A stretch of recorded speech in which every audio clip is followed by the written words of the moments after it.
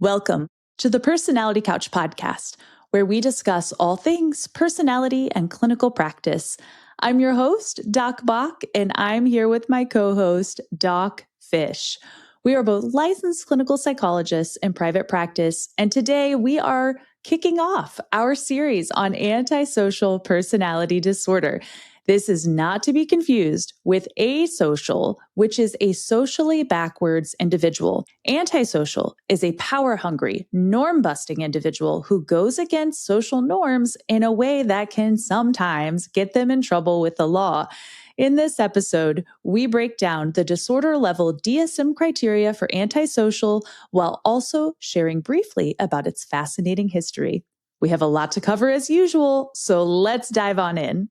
So Milan's history on antisocial personality went all the way back to Aristotle's student with the unscrupulous man. Ooh. So this is basically a man who was a con artist with everyday affairs and didn't have any empathy. So that's where we started. But then jumping ahead to 1801, Felipe Pinel proposed a character that was impulsive and self-destructive, even though their reasoning abilities were intact.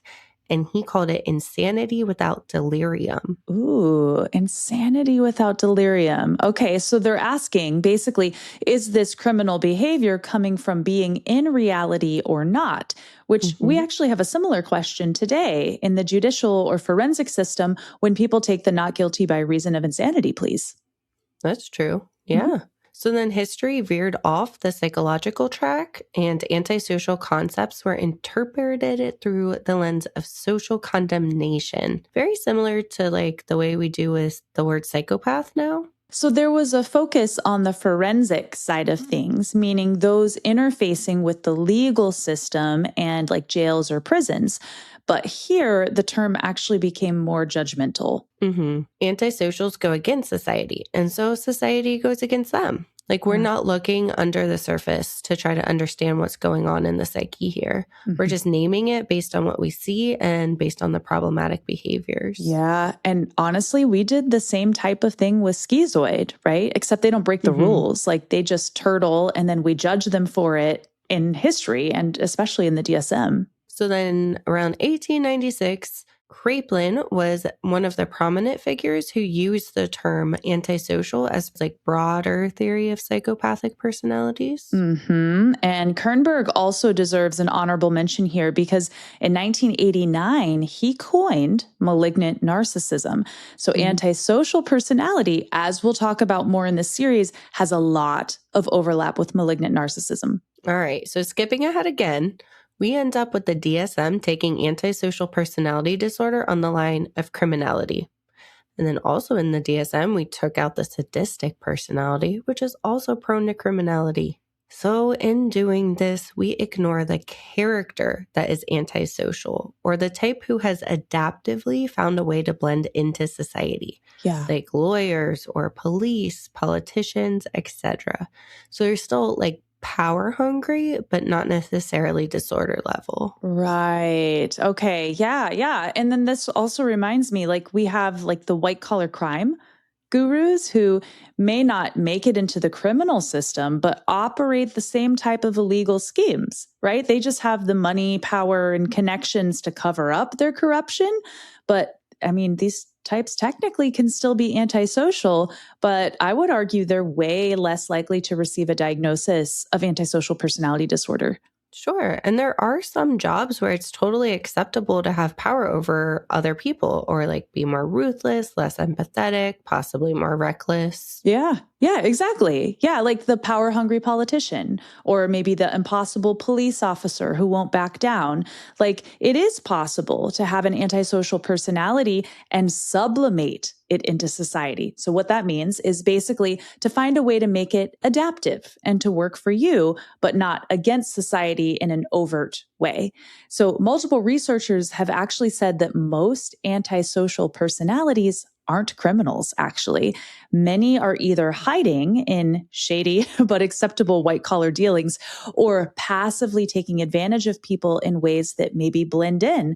Or at a non-disorder level, maybe they're just angsty and countercultural, but not to a point that's problematic. Right. But for today, we'll stick with the DSM antisocial, which obviously is at disorder level. Yeah. And I do think it is important to note that for this personality disorder, we don't love the DSM because it does focus too much on overt criminality, which I think is a problem. Absolutely. Yeah. All right. So here we are. Let's move on to the DSM. So as we say, the DSM captures disorder level functioning. So in order to be a personality disorder, it has to be persistent and enduring. It's not someone's bad day, bad week, bad year. You can often see the evidence of ongoing relationship issues starting in youth and worsening in adulthood. So these relationship breakdowns occur across contexts and settings. So family and home, work and coworkers, and they're going to significantly interfere with the individual's ability to function in our social world. With this in mind, the DSM says this about antisocial personality disorder. So it involves a persistent pattern of disregard for and violations of the rights of others that often involve deceit and manipulation. This personality disorder is actually really unique in that it cannot be diagnosed before age 18, and there has to be evidence of a conduct disorder that started before age 15. So conduct disorder involves patterns of violating the rights of others, social norms, or rules, such as aggression to people or animals, destruction of property, deceitfulness or theft, or serious violation of rules. Yeah. So this pattern has to show up in childhood or the early teens and continues into adulthood. So the DSM notes that this pattern has also been referred to as psychopathy, sociopathy, or dissocial personality disorder. And we also have to note that this is not part of schizophrenia or bipolar. Exactly. And there also has to be at least 3 of the following 7 criteria. Criterion 1 is failure to conform to social norms with respect to lawful behaviors as indicated by repeatedly performing acts that are grounds for arrest. Yeah. So whether or not they're actually caught or arrested, they repeatedly do things that they could be arrested for, like stealing, harassment, destruction of property, or just doing illegal things at work. Right. They disregard the wishes, rights, or feelings of others. There is a lack of regard for others and how their actions may affect them. They often lack empathy and take like an approach of each man for themselves. But antisocial individuals do not just have to be men, they can be women as well. Absolutely. Yes. So while men are 3 times as likely to be diagnosed as women, women can absolutely still be antisocial as well. But they are likely to be diagnosed as borderline personality instead, as clinicians may wrongly assume that their against the grain energy comes from emotional instability versus calculated exploitation. Yes, the way the DSM has categorized antisocial personality puts an emphasis on aggressive behavior, which may not be as overt for women. Yeah, exactly. So women can break laws in more subtle, manipulative ways that are less overtly aggressive, like maybe not following a custody agreement, conning their spouse or business partner out of money. Like women can be more sly and crafty. Oh, definitely. Like there might be shoplifting, breaking and entering, credit card fraud, DUIs, forgeries, etc. It's less overtly violent and more manipulative or relationally aggressive. Absolutely. Yes. But with this criterion here, we do start to see the antisocial name at work, right? So doing things that go against social norms, laws, rules, etc. Like again, this is not asocial or being socially backwards. We conflate these two terms colloquially all the time. But an antisocial is someone who doesn't really follow the social and legal rules of the land. Exactly. They put their self-interest first. Yeah.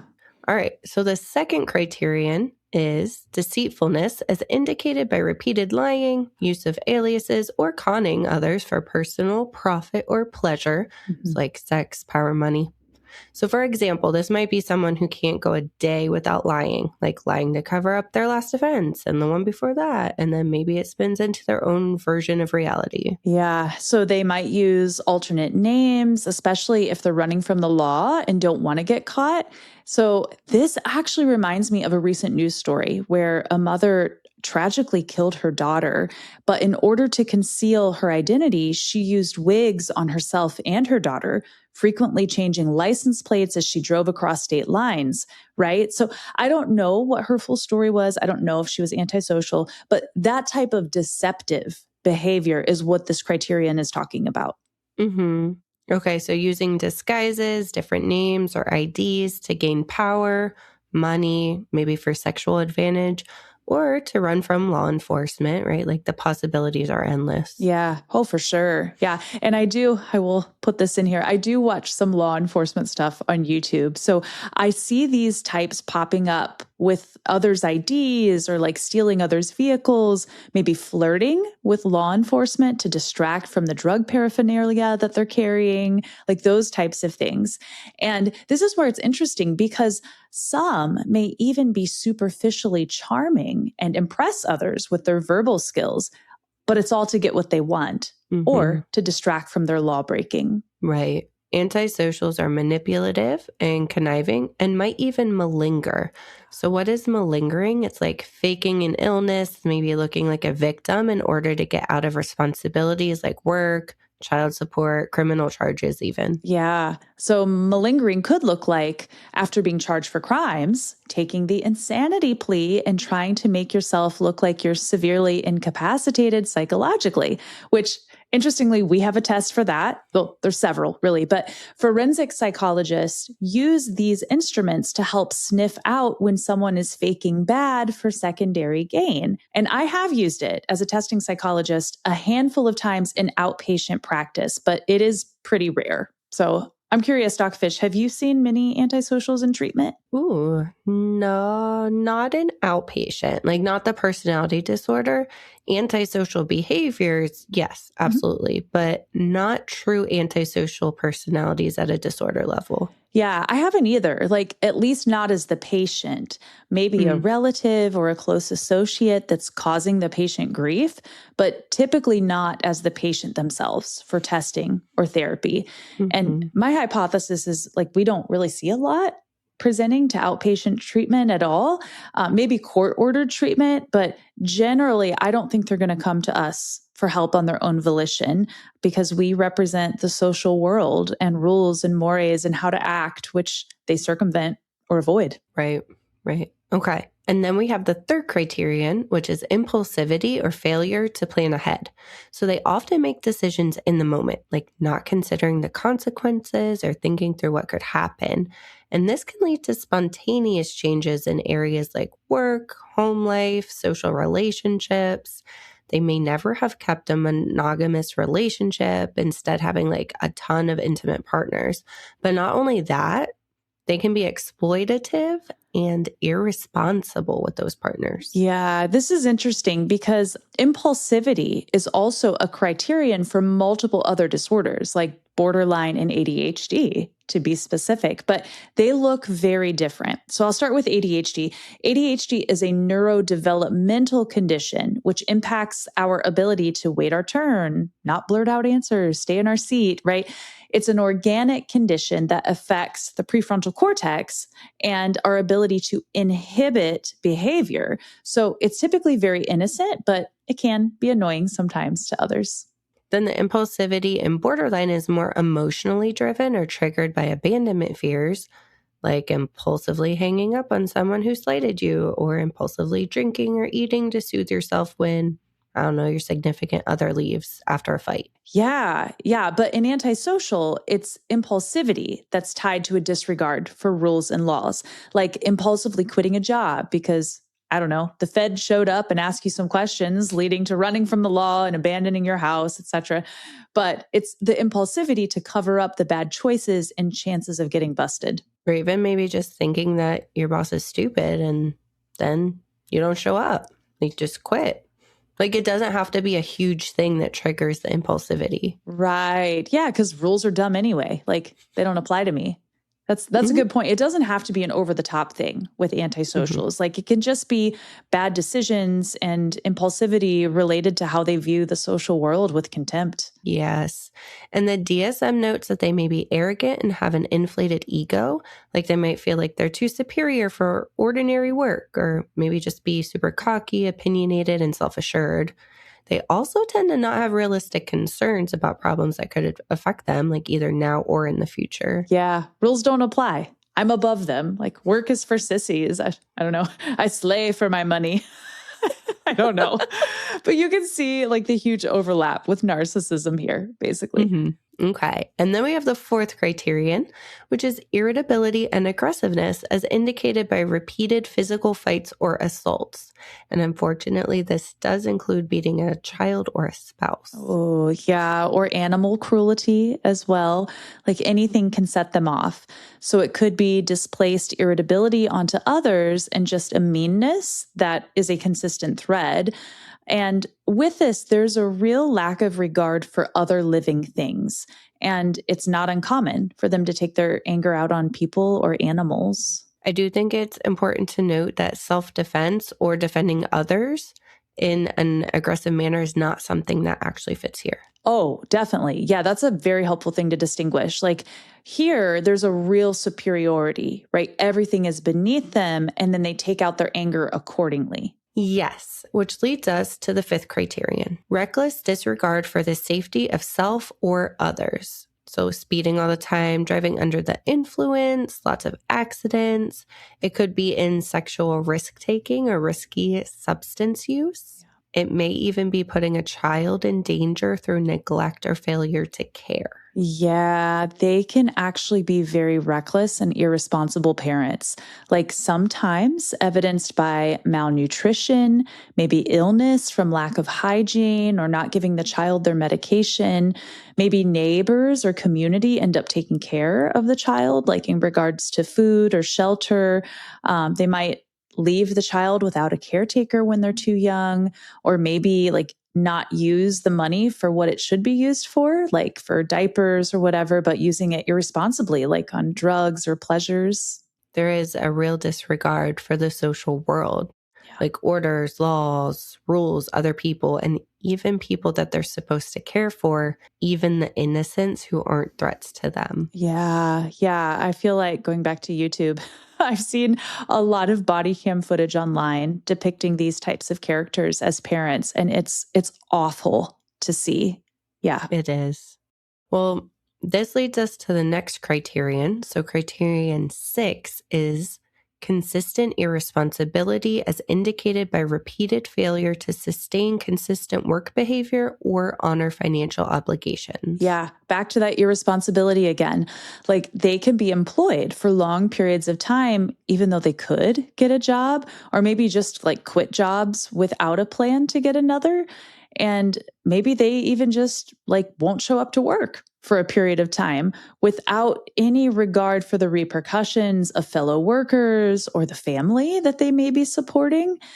And if they do own businesses, because they can, remember we said the white collar part of it, like they can mistreat employees and may mismanage money, going bankrupt or cutting off paychecks recklessly. Like, you can have antisocials in boardrooms just as much, but they might have a thicker veneer that makes them blend in with the social herd. Mm-hmm. Now, regarding finances, they may fail to support dependents or pay child support, or maybe default on debt, just irresponsibility with money stuff. Yeah. And when it gets really bad, they might fail to even support themselves. So maybe fall into poverty or homelessness. They maybe could become dishonorably discharged if they were in the military or end up in penal institutions for years. Yeah. You know what's interesting is that antisocials can also have this like superficial charm, but it's kind of a narcissistic, shiny part of them that can glisten if the conditions are right. So I've heard of antisocial personalities charming judges, bosses, lawyers, and other family members who don't see their con man act for what it is. Like Mm-hmm. some antisocial types are just really good con artists, like almost sociopathic in their ability to blend in with the social herd and exploit people while doing it. Oh, absolutely. But then we have to face the question, like, are they actually antisocial personality disorder if they blend in? Like, some people don't get caught. Oh no, not this question. This question is going to come up a lot in this series. That is one that I am wrestling with because I don't know, Dogfish. I don't know yet. Oh, man. Okay. All right. So we have the last criterion, which is Criterion 7, a lack of remorse as indicated by being indifferent to or rationalizing having hurt, mistreated, or stolen from another. Yeah. So this often looks like blaming anyone or anything other than themselves, or just maybe like minimizing or ignoring the harm that they caused. Like they don't typically try to make up for their behavior or compensate in any way, like maybe a true narcissist would to kind of protect their image. Like antisocials just, they don't care. Or maybe they'll spin an entire version of reality to keep the blame off themselves, not to protect the image, but to keep the blame off the self.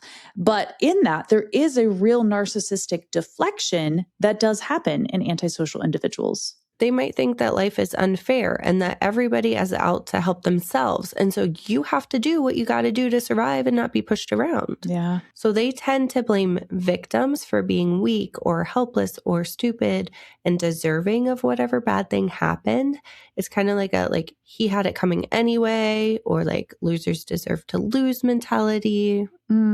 Yeah. So the DSM literally says they frequently lack empathy and tend to be callous, cynical, and contemptuous of the feelings, rights, and sufferings of others. Like they really don't care about you or about the rules. Rules don't apply to them anyway. So you can often see this extreme self-focus emerge in these types. Now, I do think that in the DSM, there's some interesting honorable mentions that we should also talk about. So, per the DSM, individuals with antisocial personality disorder are more likely than individuals in the general population to die prematurely from natural causes and suicide. Ooh, oh my goodness. This actually makes me wonder if that reckless impulsivity has anything to do with it. Like driving too fast, drinking too much, putting themselves in dangerous situations. And I also know that antisocial commonly co-occurs with substance use disorders. So drug and alcohol abuse can accelerate aging. It can exacerbate underlying health issues, maybe lead to health issues, and maybe even leading to other diseases that are influenced by their lifestyle choices. Exactly. This also reminds me, though, that antisocial personalities can age out of their criminal behavior, or at least it seems to decrease with age, even though it's a lifelong condition. So research tells us that after 40, they tend to engage in less criminal behavior and substance use, per the research. Ooh, this reminds me of some of the research that we did on psychopathy. Ooh, so that true psychopathy doesn't age out? Like it's persistent over time in terms of crime and extreme social problems? Yes. Okay, so this is one of like the favorite things that I've ever read. So in his paper about the spectrum of negative personalities, Michael Stone provided a good example of somebody who had antisocial personality without psychopathy. So this guy's name is Stanley Williams III.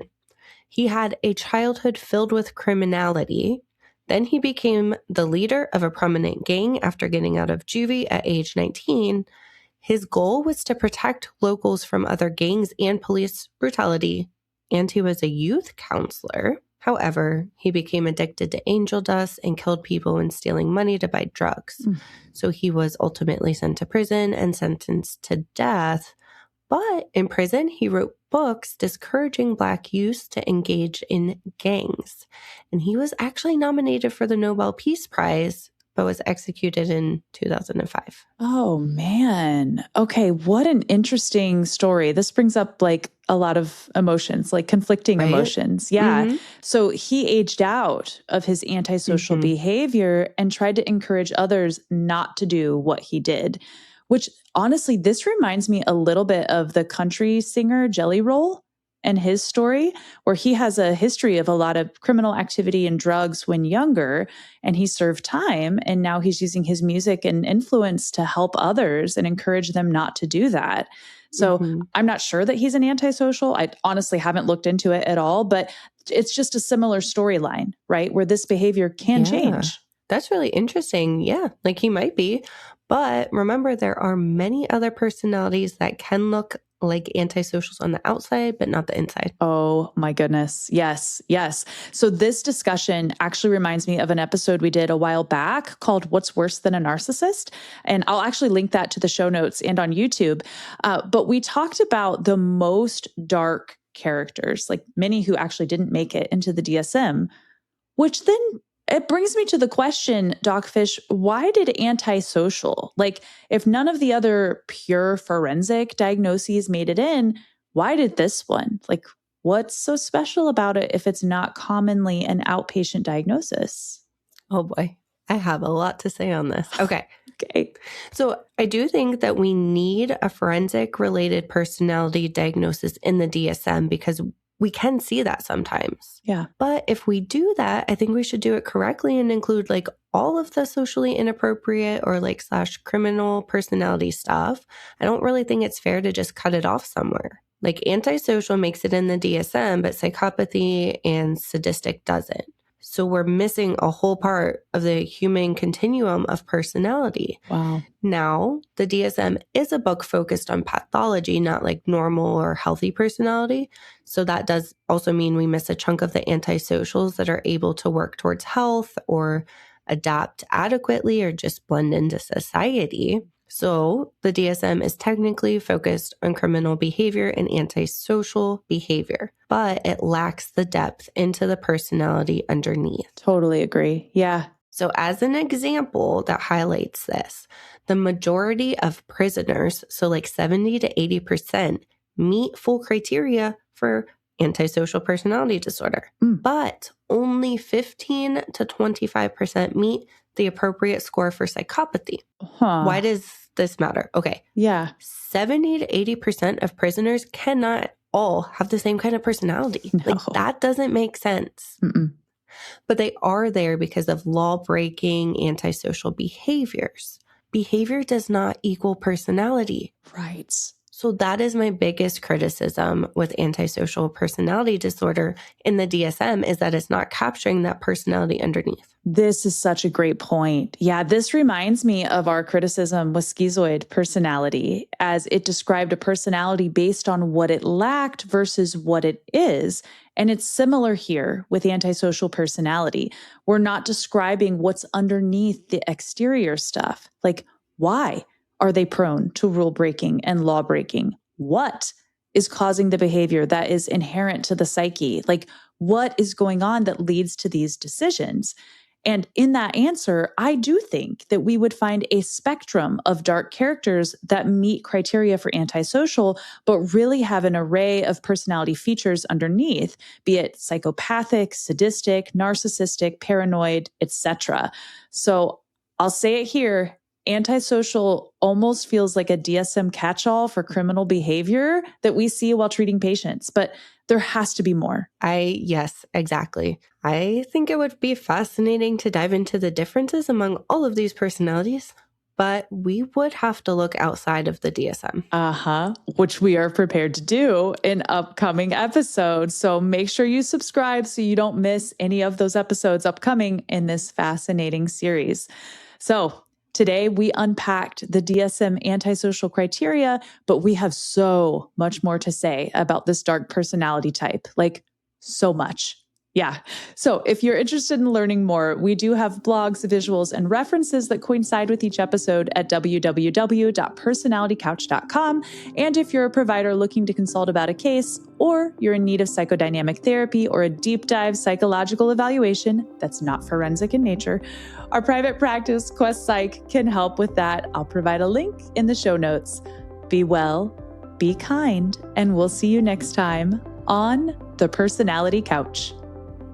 This podcast is for informational purposes only and does not constitute a professional relationship. If you're in need of professional help, please seek out appropriate resources in your area. Information about clinical trends or diagnoses are discussed in broad and universal terms and do not refer to any specific person or case.